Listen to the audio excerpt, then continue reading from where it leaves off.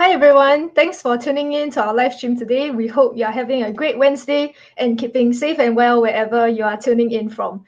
I'm Jiaxing from the Google Developer Relations team, and welcome to our 9th edition of Startup Coffee Chat at Google Developer Space. Startup Coffee Chat is a monthly event to bring startups from across Southeast Asia and South Asia together to share best practices and learn from one another. And today, our topic is HealthTech. So we are super excited to have a great lineup of speakers with us.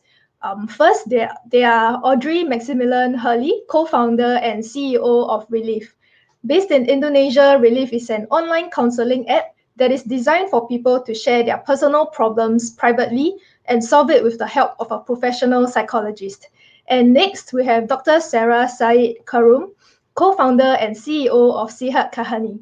Based in Pakistan, Sehat Kahani is an all-female health provider network, providing quality healthcare to those in need using telemedicine. And third, we have Sumit Kermani, founder and CEO of Smart Future. Smart Future is a Singapore-based telemedicine platform and self-monitoring diagnostic kiosk that allows users to check key health vitals. And last but not least, we have Vu Tai Ha, COO of eDoctor. They are based in Vietnam, and eDoctor is a mobile app-based platform which connects users and doctors easily. Users are able to use the app to get health advice, search for drugs and clinic information, and other health services. You're also welcome to submit your questions to us via YouTube or Facebook Live, and we'll do our best to answer them. So without further ado, let's invite our speakers up to our virtual stage.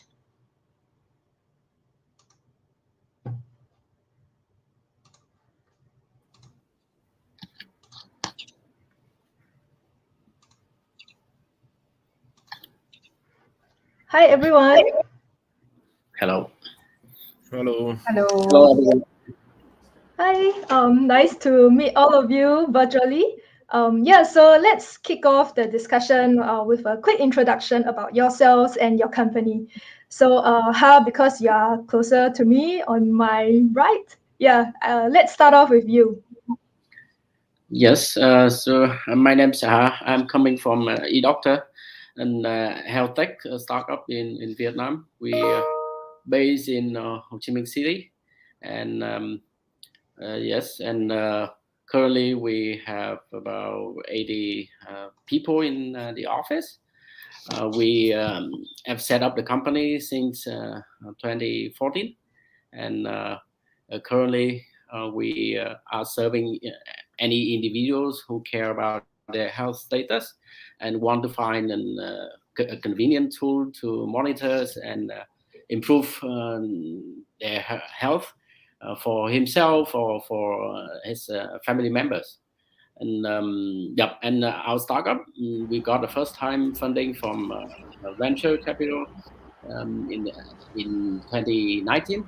So it's been 2 years ago. Yeah, that's for myself, I'm taking care of the operating function in the company. Yeah, that's it. Yep. Thanks a lot, huh? Nice. Next, let's have Dr. Sara.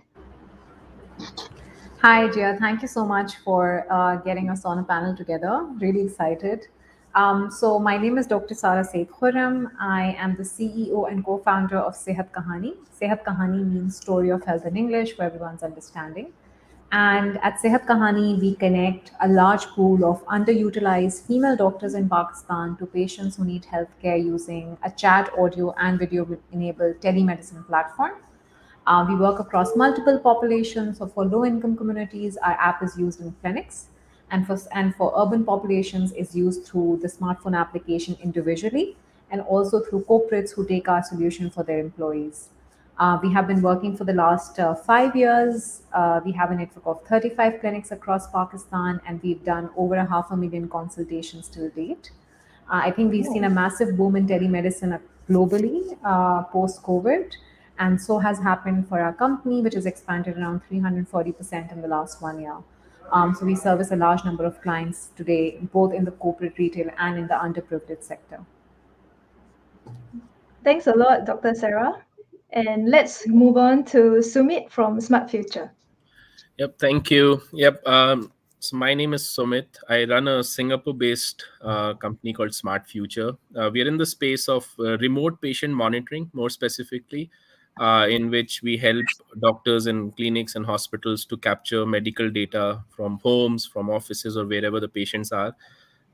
So generally, all the solutions will include a software layer that the doctors will pay us a subscription for, and it will generally be white labeled. So whatever the clinic's name is, it'll be hosted in the environment of the clinic. And then obviously after the software layer, we provide sensors for continuous monitoring, or we provide devices for intermittent monitoring of people's vitals. So the vitals could vary from simple blood pressure to 12-lead ECG to spirometry and different things. So the idea is obviously because of COVID, the business has become better, but that's what we believe. Any telemedicine must come with medical data to make it more accurate and more smarter.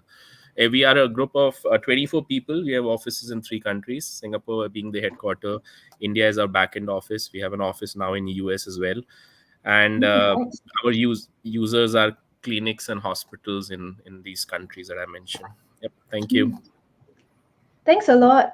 Yeah, and so we have companies based in Vietnam, Pakistan, and Singapore. So I think to start off today's discussion, we would like to find out, could you share with us the health tech startup ecosystem landscape in your country? Sumit, maybe you can go first. Sure. Yep. Singapore is one of, I mean, a very good place in Asia to start. It's a booming ecosystem. I mean, for both health tech startups as well as fintech startups and many other for that reason. I'll probably go more specific as a pros of starting in the health tech startup ecosystem. The pros in Singapore are access to investors. A lot of the investors that invest in Asia are headquartered in Singapore, so you can get meetings with them. Second, clients are more tech savvy. So clients, meaning clinics and hospitals, they have certain systems ready in which you could integrate easily. Third, I would say in general, a lot of big corporates are here, so you could get acceleration programs and incubators. So there a lot of those are pros.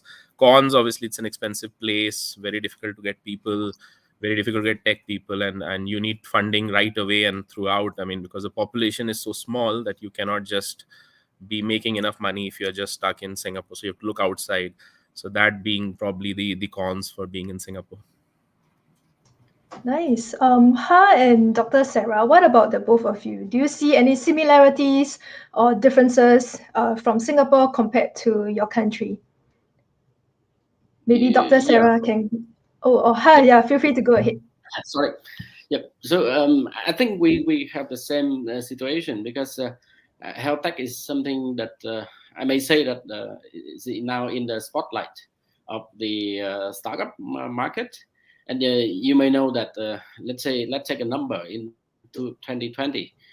In Vietnam alone, we have about 135,000 business new setup, and currently we have 3,000 innovative startup in the country, and the market is now quite hot. And let's say regarding to health tech, what I can say is that for the startups, the new names are coming. I think there are more and more people will start something new for the people to try to help the people to improve their health and well-being. The government policies are supporting us as well. The new law, new codes are coming to support the digital transformations and especially telehealth and telemedicine. For the ventures, for the venture capitals, it looks like that people are getting eager and proactive to looking for chance in Vietnam to invest and to foster new ideas and new startup in health tech.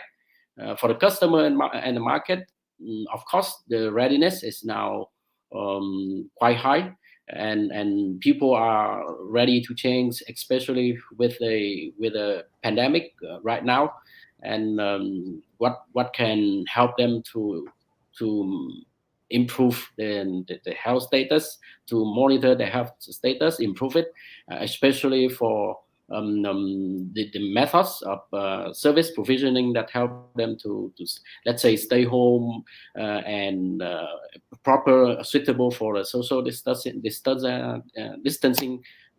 situation, and all will be welcome. And on the other side, we have another two players like clinics and hospital. They are very important, and now every one of them are looking for new solutions for to do the digital transformation in general, and for telehealth and telemedicine specifically. Last but not least, I think it even can be even an key player in the market will be the insurers. What we realize is that those, I mean, the insurers in the market are right now emphasizing on customer wellness and health, and for that, it also help give us a chance to generate new service, a new way of supporting people, and can serve the insurers customer themselves, and so in general we have a quite good status in the market for the moment. Yeah. Sounds like it's a pretty good time to be in a health tech startup in during this time. Yeah. Dr. Sara, what about yourself? So I think I'll talk about the general startup ecosystem in Pakistan and then come to HealthTech and how it relates to the problem that we're trying to solve. I think the startup ecosystem in Pakistan has really bloomed over the last one and a half year. More companies have raised money equivalent to what they had raised in the last 5 years. And I think a lot of global investors are finally looking at Pakistan as a market, probably because of two main reasons: that we have a huge population size. We have around 200 million people. 60% or more of our population is under 30. And smartphone access and usage has increased tremendously in Pakistan. Half of our population, over 100 million people, now access smartphones, and there's 40% internet density. So this and correct government policies for fintech companies, for e-commerce companies, has really laid out the roadmap for investors to invest in Pakistan. So just last month, one of the e-com startups raised a Series B round of $85 million at a 200 million plus valuation, which was a big breakthrough for a lot of companies in the country to be able to think that high. So in general, I think the ecosystem is flourishing. And now coming to health tech, I think one of the barriers in health tech or digital health in Pakistan was the policy. So Pakistan did not have a digital health policy or framework, but that has changed this year post-COVID. Now we have a first draft of digital healthcare policy, which gives a lot of confidence to investors and funders. Secondly, I think there was a huge dependence on physical care in Pakistan, as traditional markets do have.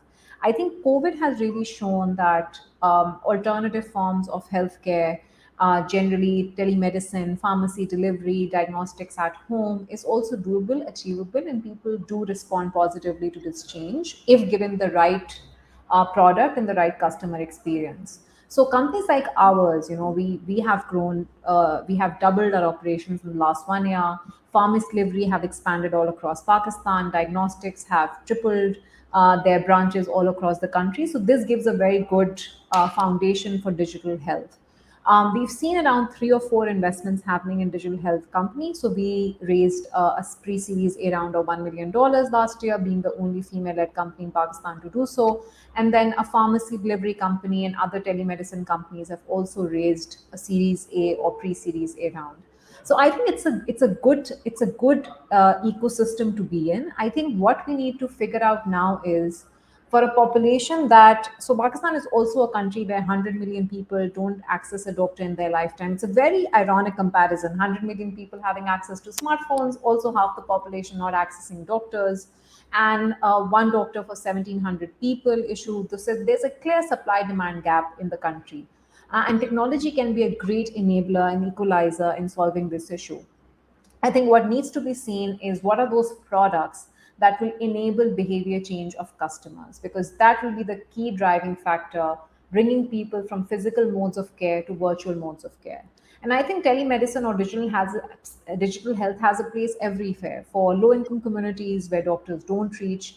There are government setups that can be upgraded into telemedicine centers. We are working on with two governments to enable that change. Then there's a huge corporate sector where outpatient coverage is still a question. Everyone provides inpatient coverage or hospitalization coverage to company employees, but if you go to a doctor outside a hospitalization, there's no reimbursement or coverage across Pakistan if you're a corporate employee. And telemedicine can do that so beautifully, which is something that we've also tried and tested with a lot of corporates in Pakistan. And then there's a massive retail market who are converting into smartphones every day. And if we can identify people who require doctors on a continuous basis and make sure that that solution is present in their mobile phone, I think it's a great critical mass to create within the country.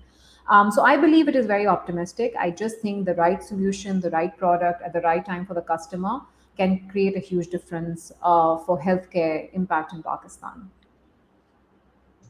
Yeah, thanks a lot, Dr. Sara. Congrats on the series funding. Really awesome to hear about that. And let me add in our speaker, Maxi. Welcome, Maxi. Thanks for joining us. He had some internet difficulties. Maxi, do you want to do a quick introduction to yourself and Riliv? Yeah. Sorry, you're on mute. Thank you very much. Sorry. No problem.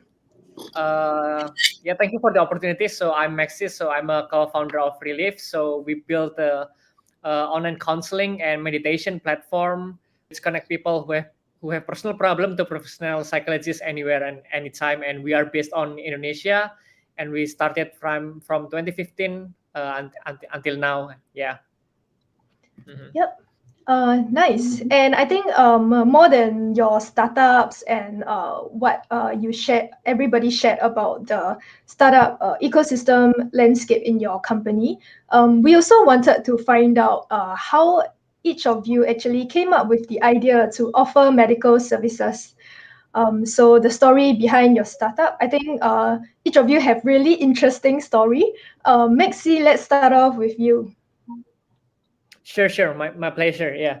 So how we come up with our idea? So in the end of my college year, so I played social media. There are so many people who creating status on Twitter, on Facebook, but some of them just post their status on social media, and instead of getting help, they just tell their personal problem.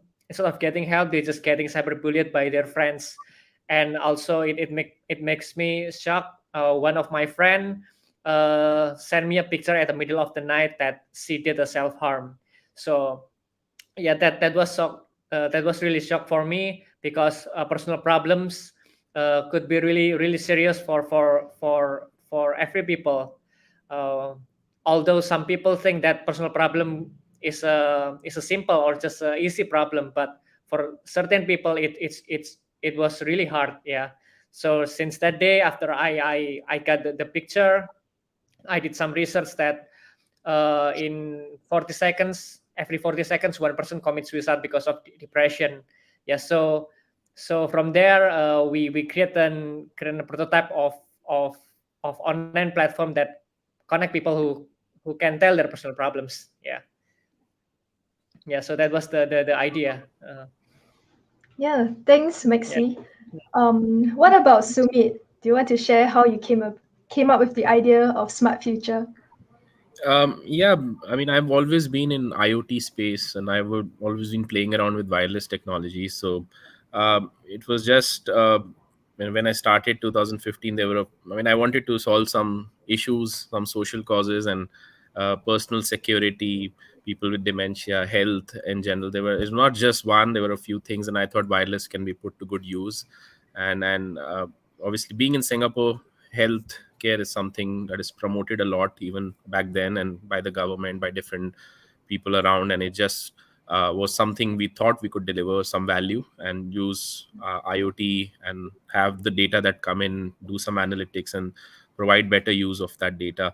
So that's primarily the reason why we started. Obviously, there were cases around. We all know how bad diabetes is in every part of the world, and how people are coming to know late. So we just thought we could bring some value, some small value to doctors, so they can, at least through them, patients can know early if they have some condition now or in future. Yeah, thanks a lot for sharing. Let's move on to Dr. Sara. So I think my journey is very different to all the techies here. I'm a medical doctor by profession. I had no training of technology or entrepreneurship in my life. Clinicians, are miles away from these things. But I started doing this because I recognized a big failure in the health ecosystem of Pakistan, and that's the issue of missing female doctors. So we have 200,000 doctors in Pakistan, and 60% or more are female doctors, because when a girl is growing up and her parents have money to educate her, we tell our daughters that you become a doctor because it gives you a higher social stature in society, makes you noble, and also gets you the best hand in marriage. So a lot of women come into the medical profession in medical colleges, but by the time they're graduating, the conversation becomes from becoming a medical doctor to becoming a housewife or a homemaker or getting married into the best family. So they never get to work. Now, what it does for a population as big as Pakistan, 200 million, is that it creates a vacuum which is not filled by any other resource. So doctors are lesser in number, working doctors become even less. They don't reach the low income or underserved areas. That space is taken up by quacks or midwives. And we have a term for it, it's called the doctor bride phenomena. It's so famous in the country. Um, so I got married right after my graduation. I was no different. I became that doctor bride. But through an incident, as I was stuck at home, I could not work after having my first child. I started giving online consultations in a community clinic just by chance, because I couldn't go there and I didn't know what to do. So I started doing it over phone and then converted to video. And that kind of stuck me that, if I can do it, why can't 85,000 female doctors stuck at somewhere Pakistan, within and outside Pakistan, do the same? So we started with the idea to replicate what I did in one community clinic to 5 in the beginning. So we set up these community clinics where nurses were sitting and patient walked in and get connected to an online doctor. When the idea worked, in 2 years, we also launched an app for the urban market. So now we handle both kind of customers. So our app works in clinics as well as for patients in urban areas. But it just started because I felt that this is an easy solution. And now I think work from home and virtual practice has become very popular in the last 1 or 2 years.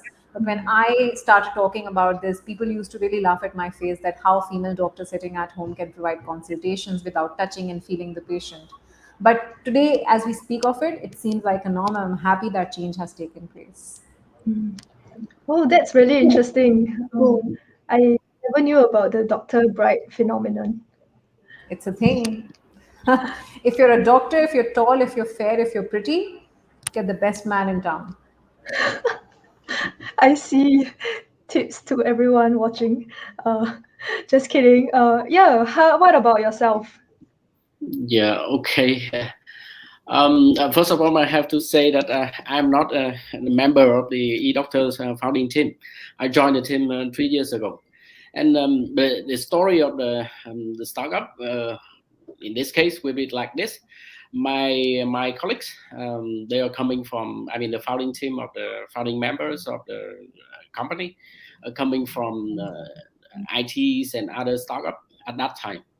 And the first idea was to build up a kind of like a call center to provide the user, the people with health information.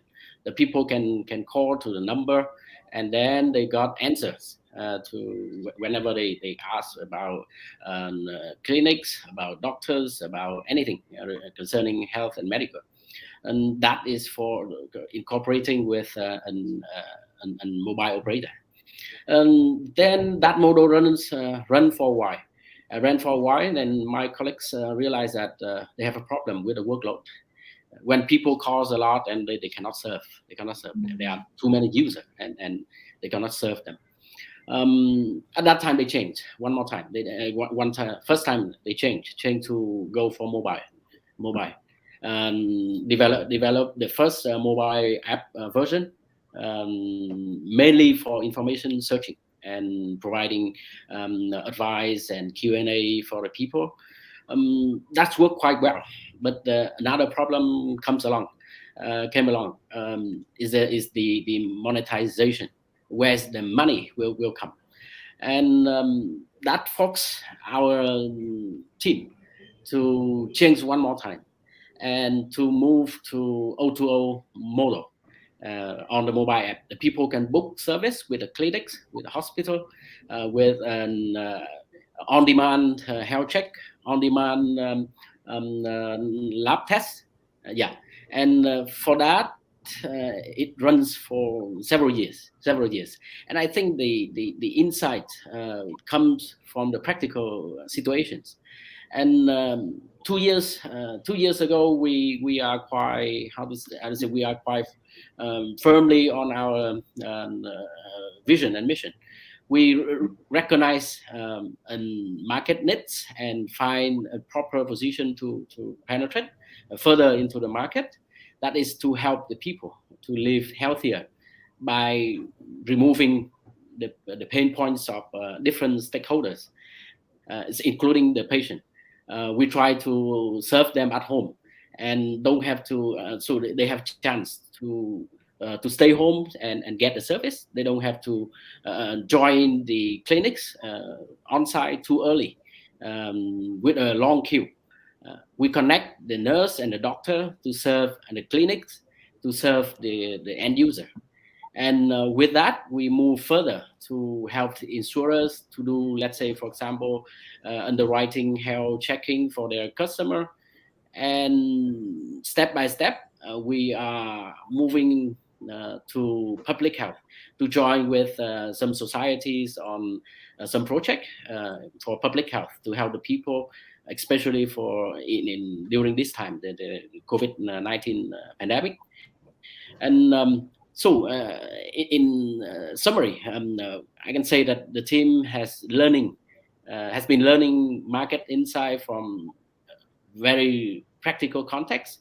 So they had changed the course of the company several times to catch up with the market trends, which mean technology trends and service trends, from purely information portal to O2O service provisioning. And then now we are focusing more and more on telehealth and telemedicine.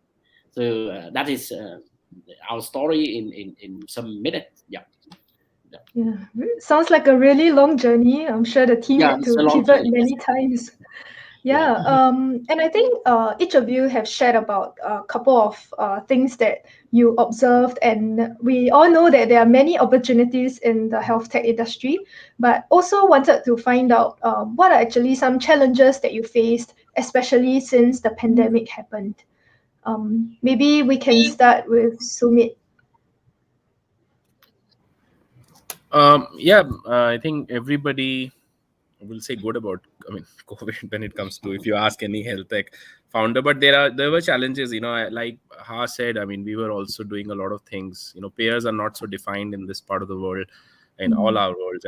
US and Europe may be different cases, but in our we have to try different things. So COVID kind of, I'm pretty sure for everybody, made us stop certain things which were more physical, and there were certain things where they could be high risk, and which probably was not even allowed by certain governments. So in our case, there were these peripheral devices like kiosks and pods we were installing in offices. We had a lot of those, by the way, for health checkups. We were used to install this. People can go to the screen, check their vitals, and doctor on the other end will have a look. So this was one of our very important revenue driver. I think close to 30-35% of revenue. And suddenly people stopped going to offices. Singapore was the first market where every company wanted to just stop people from going to office. So that business crashed to zero, if I may say. And but then certain other things came up. So COVID, while I will say there were challenges, certain businesses going down to zero, but it also showed all of us, I'm pretty sure, the future of what we need to do and how we need to stick to something which may be actually simpler and more scalable. So in our case, home testing and continuous testing for SpO2 and continuous testing for heart rate. Certain businesses came up very fast, when COVID started. So while these were challenges, but at the same time, I'm pretty sure there were a lot of good things that, new business models, payers got more defined, government started to have more, reimbursements. Countries like US, which are always leading in this, so Medicare started reimbursing for RPM. So a lot more positive things happened than challenges, I would say, for us because of COVID. Yeah. Dr. Sara, what about yourself? I think I already mentioned, that COVID has had a positive impact in Pakistan. I think much of it stems from the fact that there was a lot of trust issue of patients on digital platforms, generally as a country, not just on health tech platforms, but on pharmacy delivery, on food delivery, everything which is related to technology use. I think people were resistant to it. But as we were pushed into this lockdown phase where physical access to commodities, restaurants, hospitals became an issue, the flow that we were expecting in the next 5 years happened in 6 months because we were pushed into this stage.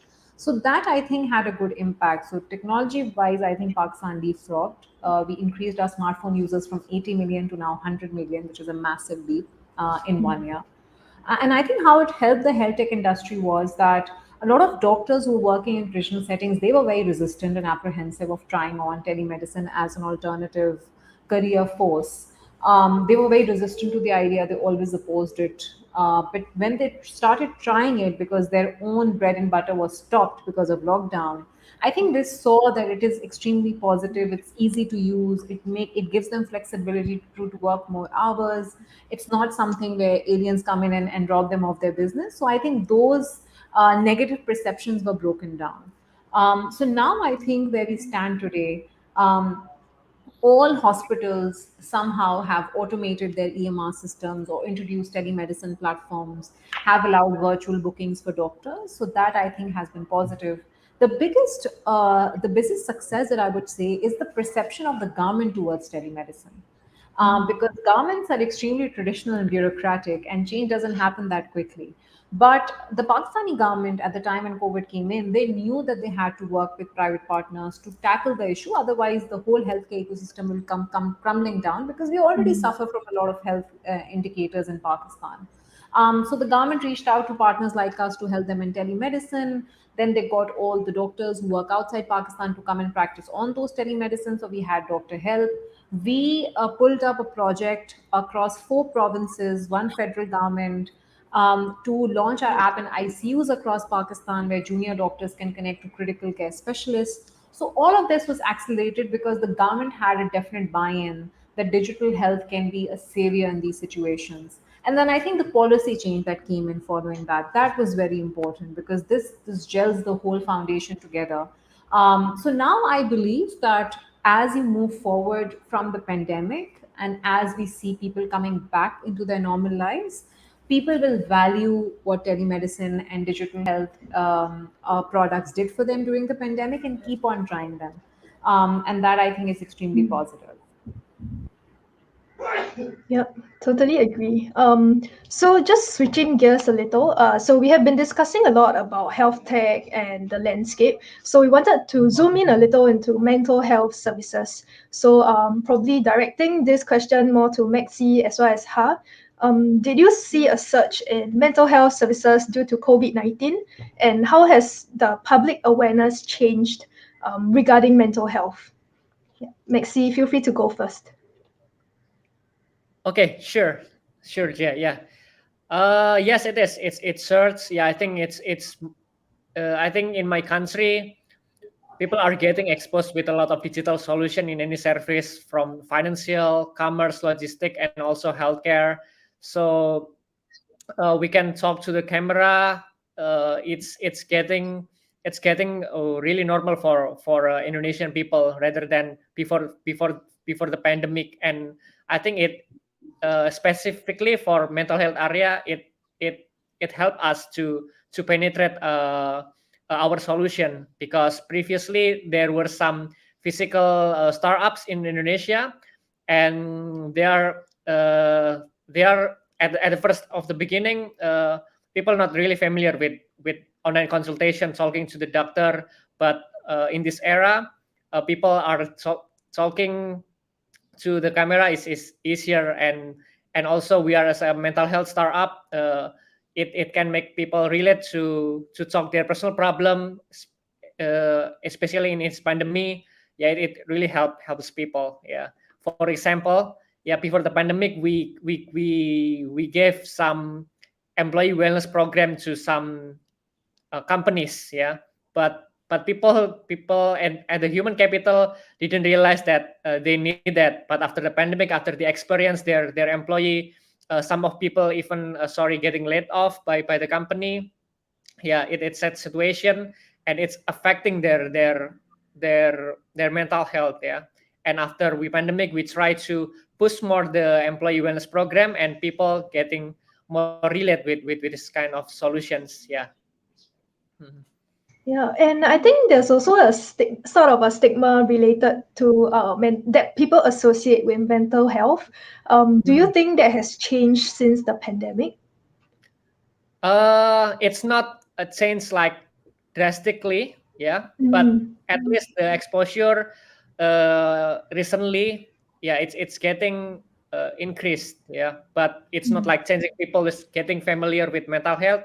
It is not, yeah, there is still a little people to understand about that, but yeah, we will not stop to talk more about the importance of mental health awareness. Yeah. Thanks a lot for sharing. What about her? Yes, I think we got the same, almost the same experience. In fact, during this time, I mean the COVID time, we are somehow working on that matter already. For example, during our campaign of providing free telehealth consultation for the public, many questions are coming to our healthcare professional concerning the mental health. The people got panicked. Let's say after getting a positive lab test, even though it's just the rapid test, and they got panic. They don't know how to behave, how to arrange everything. At the same time, it's hard to call a hospital, and don't know how to keep the family members safe. So those questions, make the people get mad, and we already serve them effectively. Show them our professional healthcare professional guide them, help them how to choose the right way to behave in at home, and how to look for proper information, how to connect, how to talk with the physicians, and how to find an ambulance, etc. And so we have to say that the pandemic changed the world upside down, and that caused a lot of stress. And right now, I think my people still got questions because the case and the number of cases still high every day, and so people are seeking support, not only the medicine, but how to live. Yeah, and also we got also problem with coming from people who have left the hospital for treatment, and after that get back to the home. They need to recover. They learn how to breathe again, and sometimes they, even though they are negative to the COVID-19, but the recovery process is still there, and they sometimes they said that okay, it's still a nightmare for them, because hospital for treatment that time is a bad experience, and it follow them, I think, will be for another long time. And for that, I think mental health support for the people is crucial, important. Yeah, just find a way how to do something with that for the public and for specific customer, if we want to serve them. Yep. So generally, it seems like due to the pandemic, people are more aware and more willing to reach out to others for help regarding mental health. Just also wanted to hear your thoughts. What do you think about post-pandemic? So even after the pandemic, do you think medical services apps or mental wellness, do you think the app will still go strong, or do you think people would prefer to revert back to our old ways of meeting doctors face to face? Maybe Dr. Sarah, you can go first. I think it still is a challenge. Very honestly, people will revert back to traditional practices. You can't say that it's going to be, a great 360-degree shift in what they believe in. But I think what COVID has done is it has proved. Obviously, it's a huge crisis, but it has also shown us hidden opportunities in digital health. So it has given us a head start. It has pushed us up as compared to where we were pre-COVID. I think now it really depends upon the products which are launched, the UI UX experience for the customer, what their journey looks like, how is it helpful, and how easy for it is to access, and how much funding which is created in the sector as well. Because none of these products can scale until there's adequate funding available, and adequate interest from investors to invest in such companies.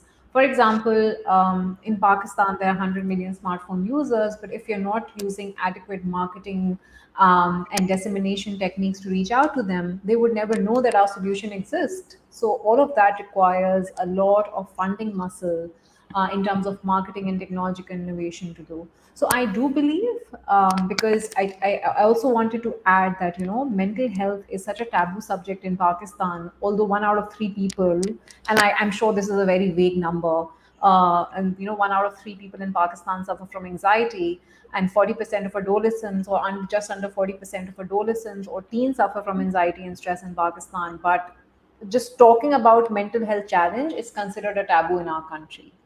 That notion has changed a little bit over the last year, where people have seeked out help through online platform, because they're safer, they're anonymous, they're confidential, and people can do it more easily as compared to going to a psychiatrist and getting labeled, and the stigma that is often associated with going physically into a psychiatrist clinic. So I believe that these solutions can be really beneficial, but it just depends upon how much interest from investors and government policies and product specialization happens in the next 2 3 years. But I definitely think that there will be some people going back, but there will be some stickiness in the sector as well. Yeah, Sumit, what about you? What do you think? Um, it depends on what the solution is. I mean, if somebody claims that I'm going to solve a heart pain, so obviously the app is not going to solve that. People are going to go back. When you say triage, let's say, an app just to go and answer questions and they tell us what the next step should be. Yes, I think there's a new norm. Every industry has had this, a mix of offline and online, and I think healthcare is just starting, and COVID's gonna define that. We may start with triages happening, and eventually certain things will need to go back to, and chronic patients will need to be managed out of home. I know what problem I have it for 10 years. I don't see a point of queuing up in a hospital to hear the same thing every week. So it depends on the solution, but very relative. But broadly speaking, COVID's gonna fast track this. I mean, health is in general has been very slow, I must say that. 5 years for us, we have been trying to find payers. What COVID's going to do is there's going to be more reimbursements. Government's going to have more grants and more things they're going to reimburse for digital things, which was not happening. And doctors have the reason doctors used to give, they don't want technology, they were busy, they were seeing 40 patients a day. So that's eventually going to be forcefully changed. The behavior of different people in the ecosystem is going to change. So I'll say very relative.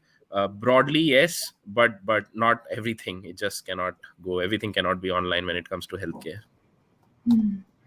Yeah. What about Maxi? Do you want to share from a mental wellness perspective? Sure. What do you think? Yeah. Will it still grow after pandemic? Yeah, I think the awareness of get solution through online through digital will remain there, and at least at least the awareness will still here, and people will talk to online, and getting the help from digital is something that is mainstream. And our mission is to keep bringing the people to talk about it and make it mainstream, so it will not be taboo and stigma anymore, whether it grows strong or not after the pandemic, because mental health is also primary needs, but not all people aware and realize if they need maintain that in their life, I think. Yeah. Thanks so much for sharing. I think we are running a little tight on time, so we have one last question. Would love to hear everybody's input. So we have covered challenges, we have covered what you see, what has changed due to the pandemic. So let's cover what do you think the future of health tech in Southeast Asia look like, and what are some opportunities you see? So let's start with you.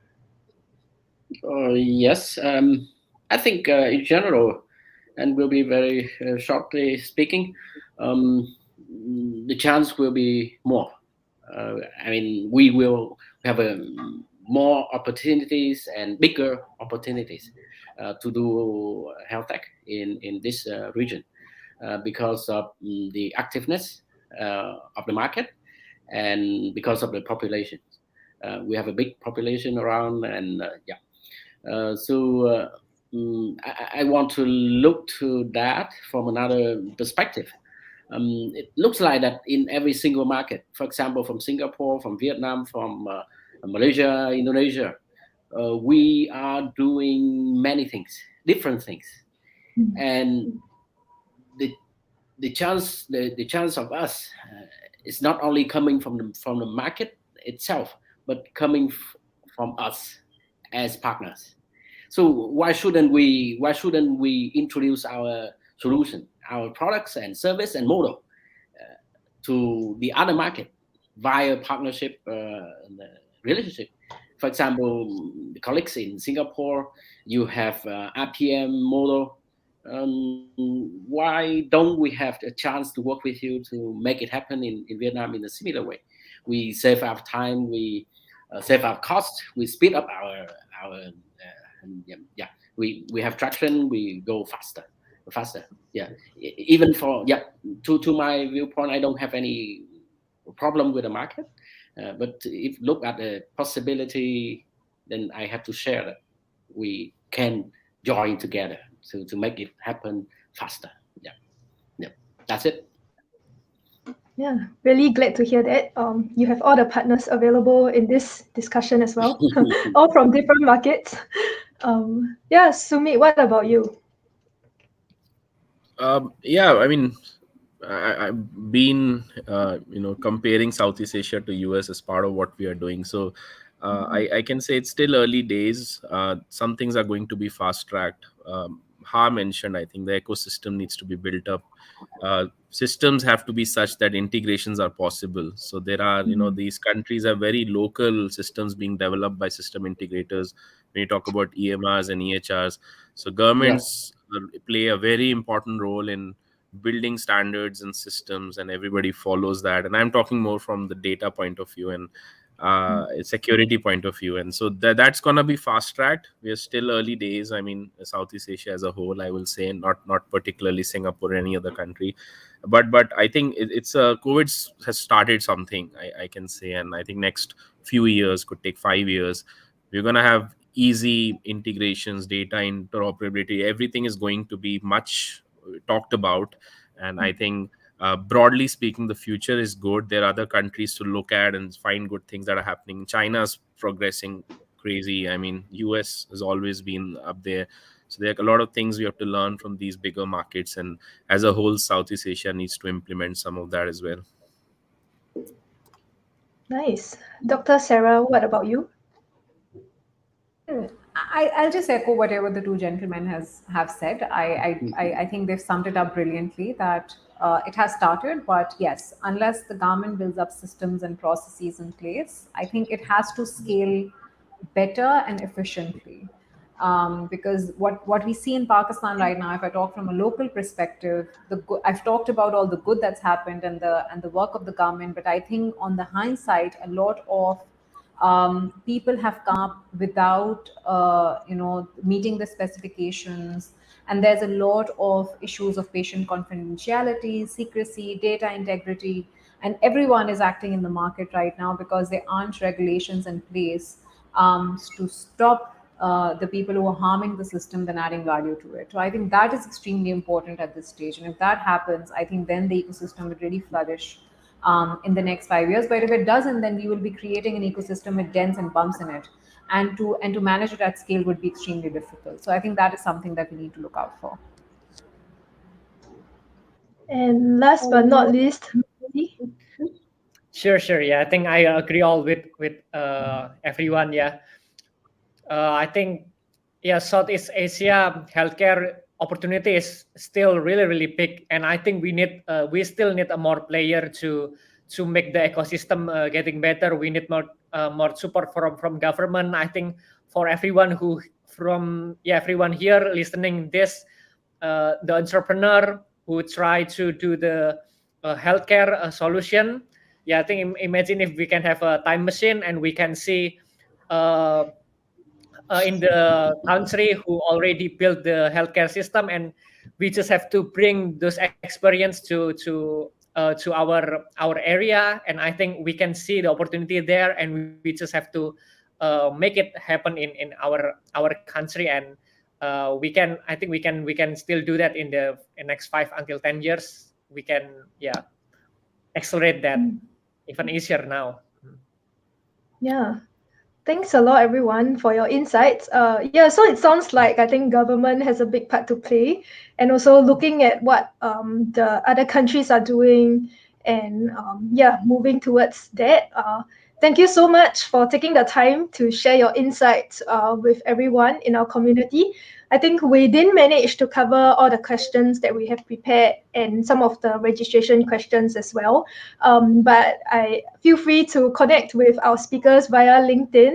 I think most of them are pretty active there, or reach out to them via their website if you'd like to find out more. Yeah. Any last words from anyone? I think it was a great pleasure joining the panel. Thank you for organizing this. So much. Yeah. Thank you. Thank you. Thank you, Gago. Thank you so much, Bye-bye, everyone. everyone. So I'm going to move you to the backstage. Yeah. Thank you, everyone.